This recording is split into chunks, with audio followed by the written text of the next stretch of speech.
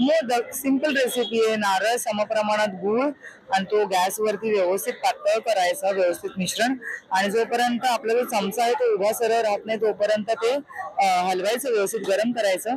त्याच्यामध्ये जे काय आपल्याला सुका मेवा जो असतो तो टाकायचा, त्याच्यामध्ये ड्रायफ्रूट जे पाहिजे असतील टाकायचं, केशर टाकायचं, खसखस पाहिजे खसखस टाकायची. मी खसखस नाही टाकत, पण ज्यांना आवडते टाकू शकतात. आणि मग नंतर ते सारण बाजूला करायचं, थंड करू द्यायचं. आणि समप्रमाणामध्ये पीठ, मोदक आणि पाणी गरम करायचं. त्याच्यामध्ये मोहन टाकायचं, तेल टाकायचं थोडस, आणि पिठामध्ये मिक्स करायचं. समप्रमाणात पाहिजे दोन्ही पण.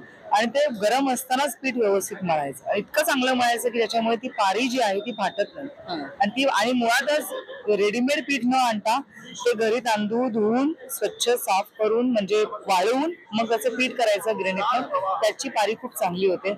आणि अशा पद्धतीने उकडीचे मोदक 15 मिनिटं उकडत ठेवायचं की